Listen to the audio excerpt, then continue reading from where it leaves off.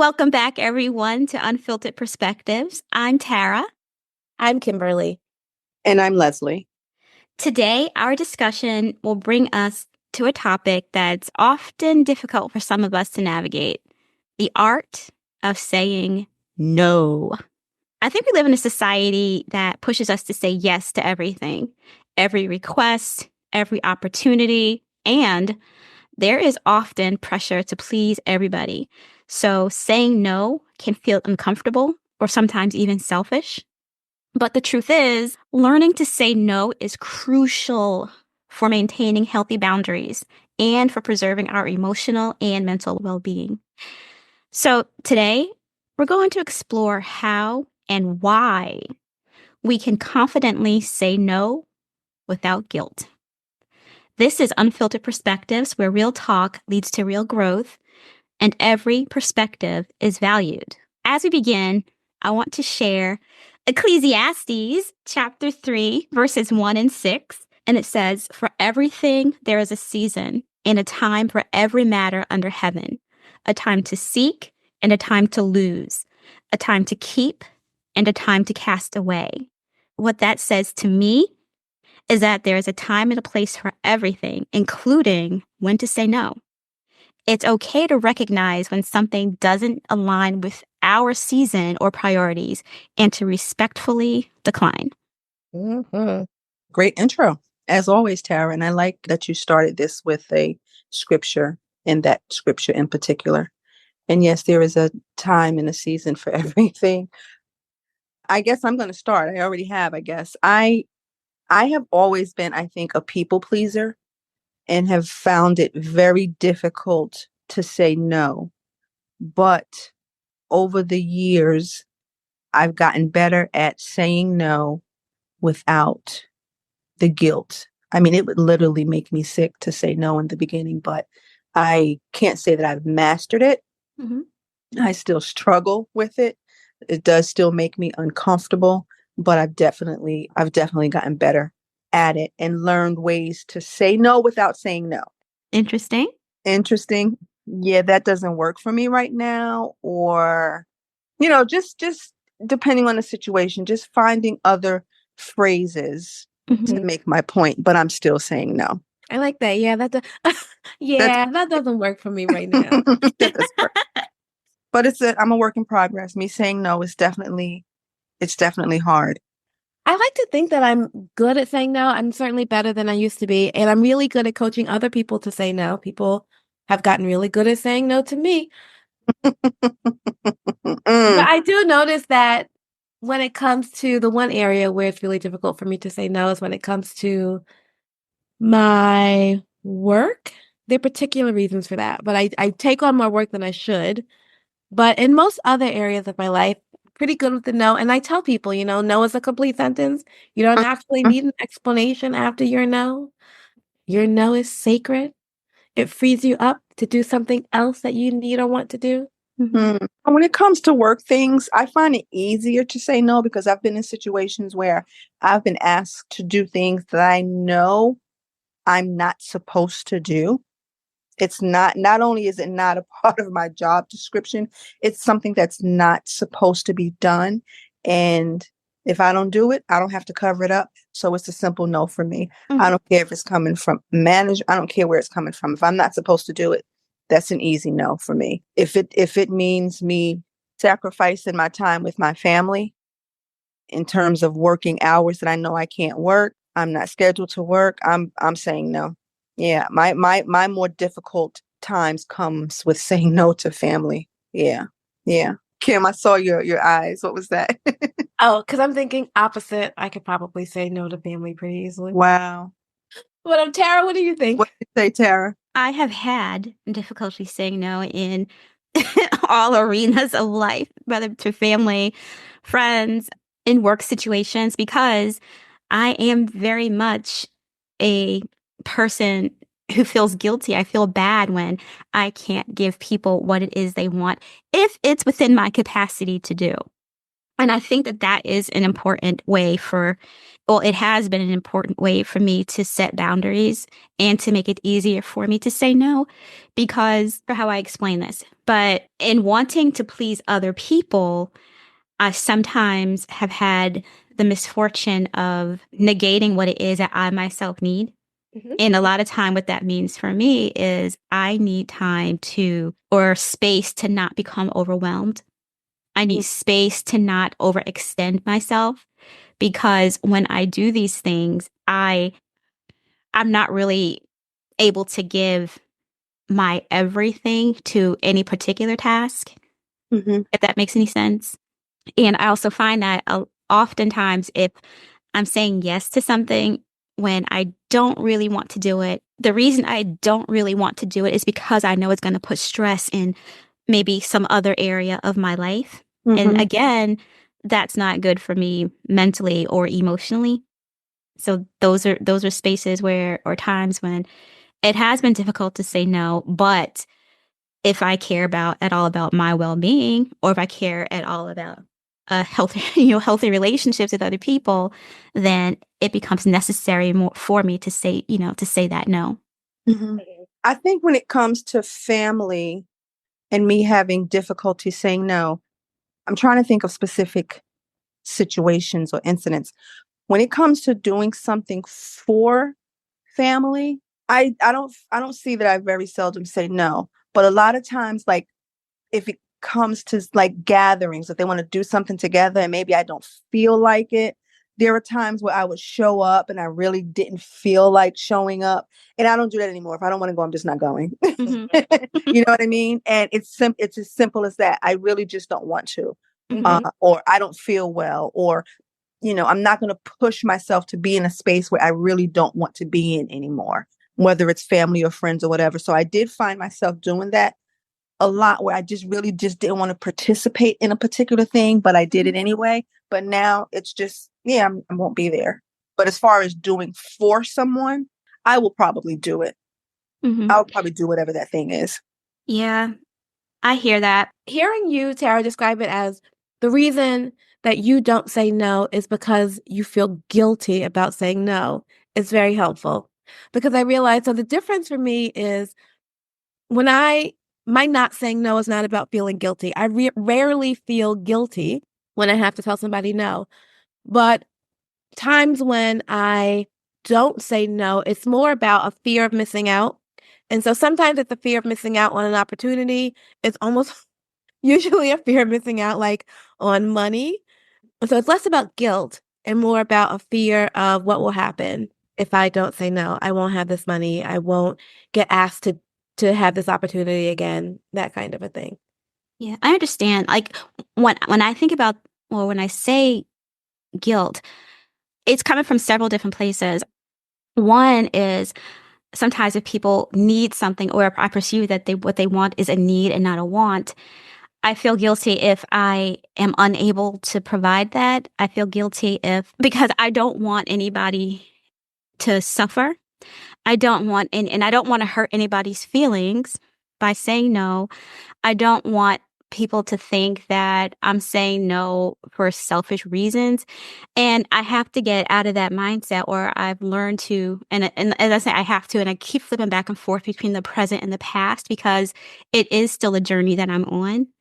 So I don't want people to feel like they can't come to me if they need something. And if I'm able to do it, I will. And if I'm not, then I won't. And there have been times when someone who I love dearly has come to me because they needed something. And usually I'm able to help out. But there was just one particular time and I didn't have it. And I had to say I can't.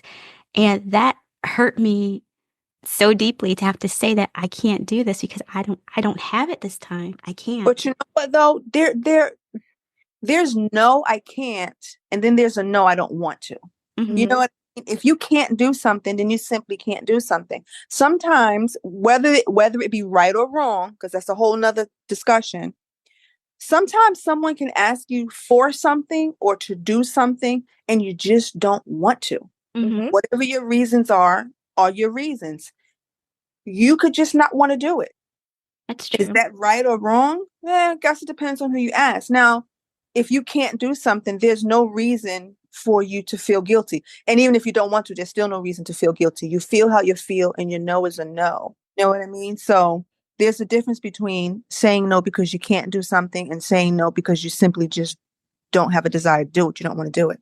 Yeah, and I think when I use that word can't, it's a matter of degree, because maybe when I say I can't, sometimes what that means is I can if I stretch myself. I can't do it comfortably, or I can't do it without a great deal of, technically, I guess, there are things I could do to be able to do that, but But then you know it's a lot. It's a lot of work. It's a lot of work and a lot of other things that I don't want necessarily.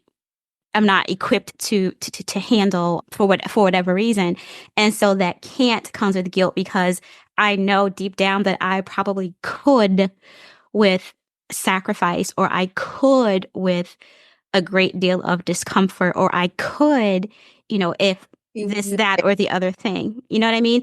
And I balance that with the fact that I feel like the person would not have come to me if they absolutely didn't need it. Do you know what I mean? And so it's a weighing of degree, or maybe, yeah, degree or weight, I or just think weightiness. when it comes with that much struggle, Hmm. then it's just that I can't. When you Hmm. have to look at, I could if I do this, or I could, but it would be a lot, or I have to manage this and readdress this, and it's a struggle. And I feel when it has that much weight to it and it's that heavy, it's simply I can't. Hmm. It's still I can't. Yeah. Yeah, and that's something that I'm learning, because before I would, as I probably have said repeatedly, I feel like I'm repeating myself, sorry. But as I've said before, I would not happily do, but I would make those things happen. I would do whatever. I would move those mountains in order to satisfy somebody else's needs. Mm-hmm. Because for me, it's more a matter of convenience versus my convenience versus this person's basic needs. And Mm-hmm. then I have to realize, or I've had to realize, that I'm only one person, and that there are other people that, this person could reach out to, or other things that this person could do to get whatever it is that they need in that moment. So there's no reason for me to feel, that amped up, or that invested, because again, I'm only one person, and the person I am is not God. It's not God. I feel So, I feel like you're reliving the moment. I know, it's just a lot. Are you looking at her? Stress. I feel like you are in that moment right now. well, I'm thinking back to that moment, and I'm trying to, I guess, not necessarily relive it, but I am trying to make myself comfortable in it with the decision that I made to actually have to say no. Mm-hmm. So, yeah. Yeah, it's definitely stirred up something again. Yeah, I rarely have this much tribulation. I'm usually pretty comfortable with my no. So I'm usually pretty comfortable with my no. And where I'm more likely to falter I'm more likely to say yes to a thing that I should have said no to. So I'm going to ask you, can you think of a time when you wish you had said no, or a situation where a no would have been better for you? I just spent I just spent a lot of hours working on a project, which I hadn't really thought through how much time it would take when I said yes. Had I realized how much time it would take, I would have known that no was the right answer. It's also possible that had I realized how much time it would take, I still might have said yes. Because part of my challenge with saying no is about the fear of missing out. And I will admit, part of my challenge with saying no is a little bit of ego that says, but if you don't do it, nobody else can. And Mhm. so I end up saying yes more often than I ought to. Mhm. Spoken like a true April. Who else can do it as well as I would? Wow, that's a topic. I'm not entirely motivated by ego, but I would be lying if I said there wasn't a part of me that says yes to things because I believe that I can do it as well or better than other people would be able to. Or if I didn't do it, then it wouldn't happen. Yeah. Maybe. I think all of us are a little guilty of that. I Yes. have to admit. Mm-hmm. For Yeah, sure. maybe it's a family thing. Not an April thing, but a family thing. Yeah. I mean, when the family is so awesome. Well, we pretty much There are. you go. We pretty much. How about you? Times when you should have said no, you wish you had said no. There was a time just last week when I wish I had said no to this thing. So I'm a member of several book clubs, and there's one that I was recently invited to. It's a new one for me. And I went to it last month and I had such a great time. And so I was invited to do it again this month, and the meeting was last week. So because I'm so busy, I sometimes wait until last minute to kind of get certain things done, like reading a book. That's what this book was. I don't know, 400 something pages. So, but I neglected things here and there throughout the week to get this book read. I did all kinds of things to get this book read. I get down to ready to do this meeting and I log in, or I try to log in, but I can't. The link doesn't work. The link doesn't work. The password doesn't work. So I did all this work, hours and hours and hours of work and stress and all kinds of things like, John, leave me alone. I have to get this book read, blah, blah, blah, blah, blah, blah. And I didn't say it like that, but I'll try to, I can't concentrate on this. I can't do this because I have to get this book read. And I ended up not being able to do the meeting because the link didn't work and I couldn't reach out to the person because I don't know why I couldn't reach out. So yeah, I wish I had said no to that. And I didn't. So a lot of times my instances of when I say, when I wish I had said no, but didn't, come after I've suffered consequences. Yeah. After I've suffered consequences. So yeah. Was the book good? At least. It was good. It was good. Goodness gracious. Yeah, I'm trying to think of a story I can tell because the one that I'm thinking of might make somebody angry if they listened in. So we don't want to do that. But I mean, there are many. There are many where I'm like, I'm a glutton for punishment because I should have said no.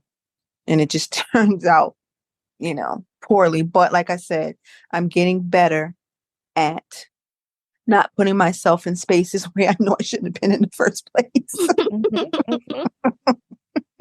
Just say no. Save yourself. Well, how about the other side of the coin? Time when you gave a no that was difficult, challenging, and it was the right thing to do. That's when I won't say, well, I'll say something like we just talked about. I can't do that right now. I won't really say no because no can come off a little harsh depending on what that person is asking of you. And I just felt like with this particular situation, I was being asked this thing of me a lot. Mm-hmm.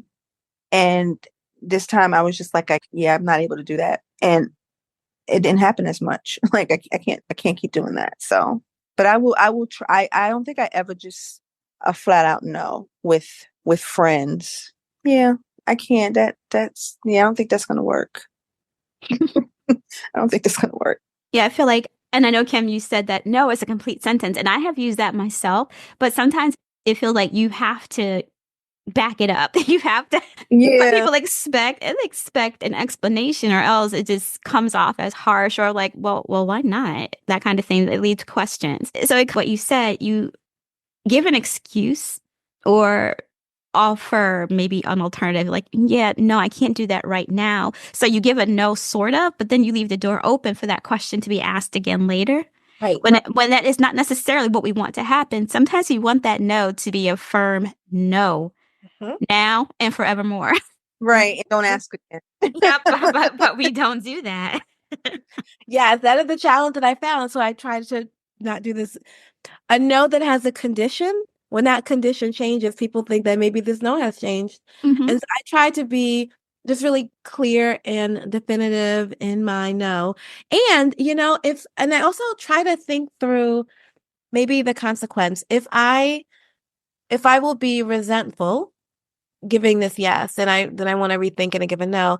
At the same time, once I say yes, then I have to tell myself, this was your choice.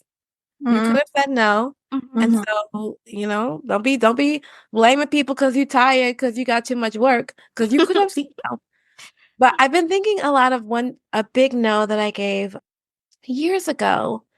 I was pretty new to this congregation and a leader in the congregation died. And another member of the congregation wanted to plant a tree on the grounds. But the way that I found out about it, it was the day of the memorial service. And I think I got a phone call and he said something along the lines of they're coming to plant the tree. I'm learning about this hours before the memorial service. There has been no discussion, no anything of planting an entire tree on our grounds.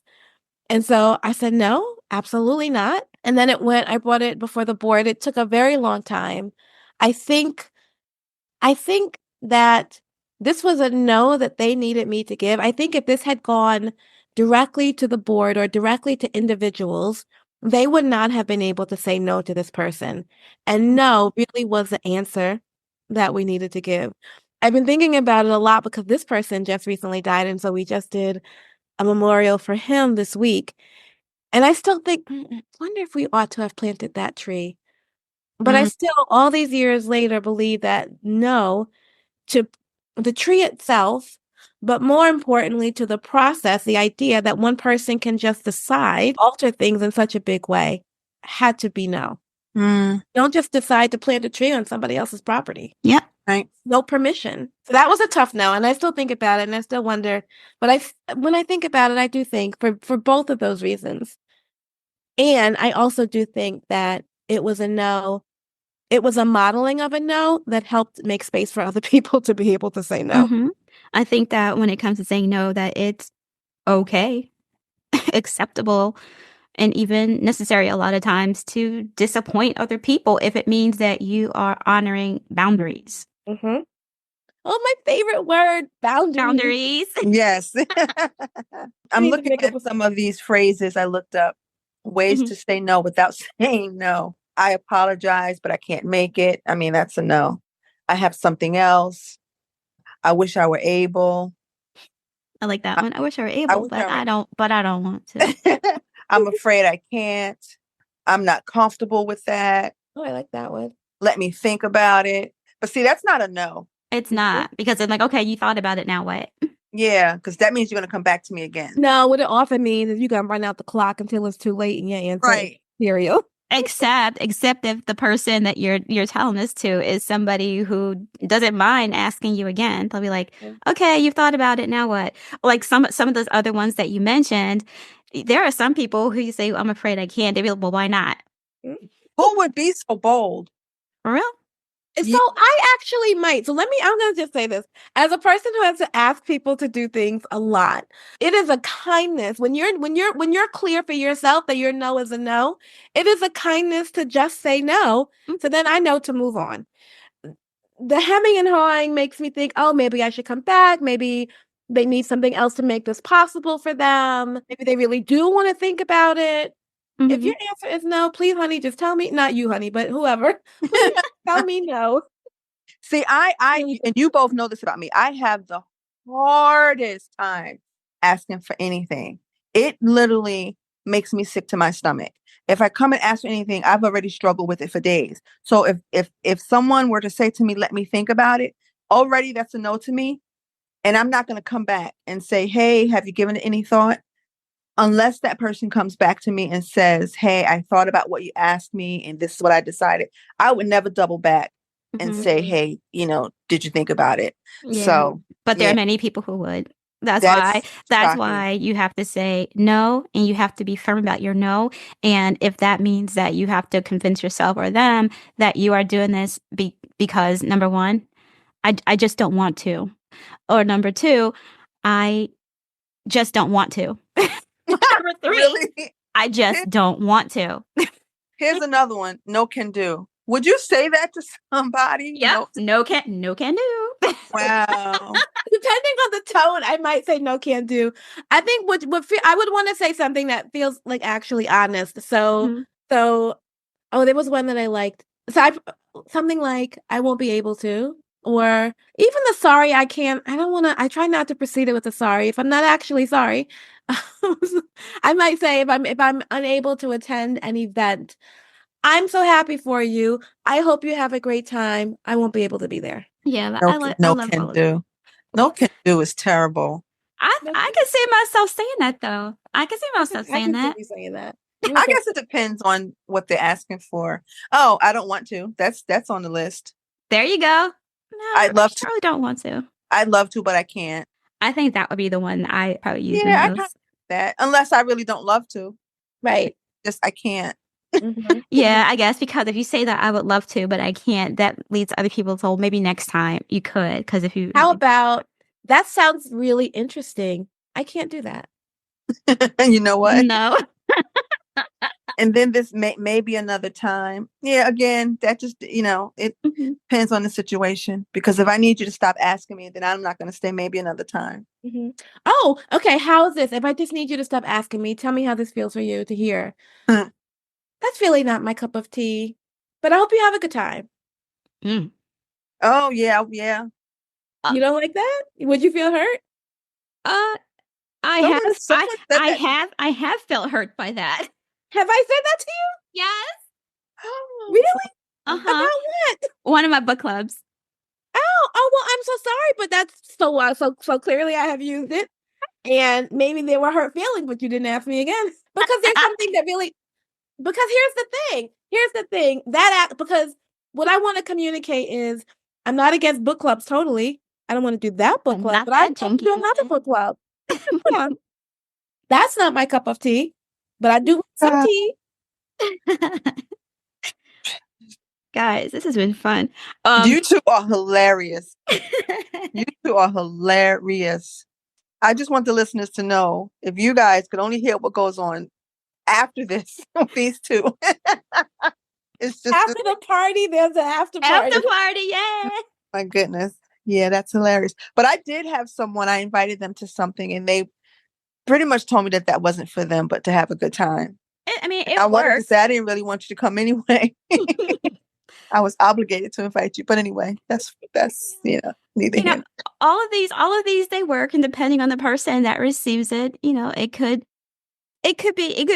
raise an eyebrow once or twice, but ultimately, you get over it or not. My no is still my no. My boundaries are still my boundaries, and hey, I feel better. Say, keep it moving, keep on pushing. Matthew 6:24 says, "No one can serve two masters, for either he will hate the one and love the other, or he will be devoted to the one and despise the other." And this verse, it tells us basically that we can't please everybody. So when we spread ourselves too thin by saying yes to everything, we risk basically neglecting our own priorities, our own needs in favor of satisfying somebody else. And, that's unhealthy. It's I thought you were gonna come with some 2 Corinthians. God loves a cheerful giver. When we're saying yes, we really want to be saying no. We're not being the cheerful giver at all. We're doing things. Exactly. We're doing it out of obligation rather than a true desire to help somebody or a true desire to be involved in this particular thing. So, Kim, what was that like 2 Corinthians scripture that you lean into? Chapter 9, verse 7. Each of you must give as you have made up your mind, not regretfully or under compulsion, for God loves a cheerful giver. So I do think that sometimes people catch on to the God loves a cheerful giver part and think, oh, we're just supposed to give, and be happy about it. But what I actually get from that is no, you give cheerfully or don't give at all. There you go. Don't give under compulsion. If you have to be compelled, then don't do that. Exactly. Mic drop. There you go, Kim. Love it. And sometimes your spirit wants to, your heart wants to do a thing, but maybe mentally or physically, you are just not all in. And it's physically taxing. Yeah. It's mentally challenging, depending on who it is you are doing this thing for.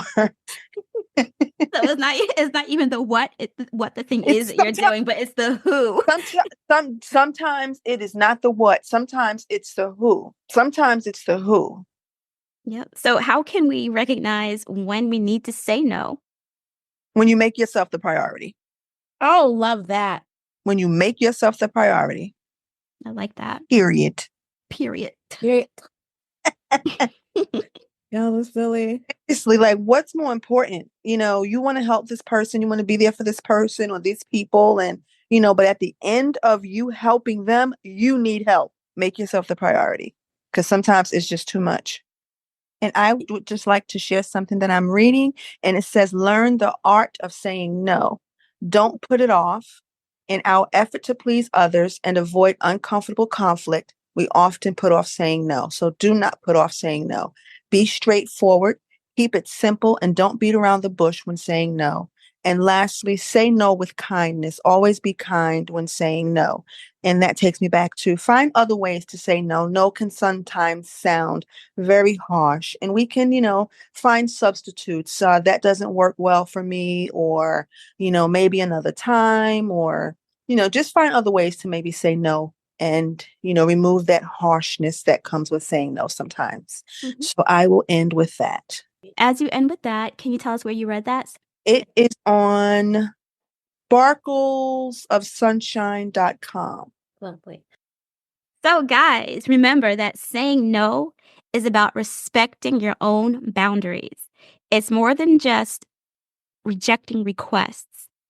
It's about preserving your energy and your time for the things that matter most. It's about honoring your own needs and ensuring that you're not overextending yourself.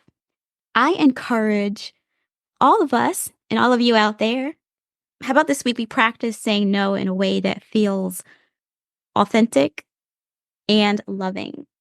Thank you for tuning in to Unfiltered Perspectives and for joining us for this episode. Be sure to check out new ones every Thursday. And don't forget to share, rate, review, and subscribe to our podcast so you never miss an episode. You can find us on Facebook and YouTube at Unfiltered Perspectives and on Instagram at Unfiltered Perspectives IG. Send us your questions and comments by email at unfilteredperspectives@outlook.com. Thank you once again for joining us. This was a very interesting and fun topic, and we look forward to being with you again next week. Take care. Bye. Bye-bye.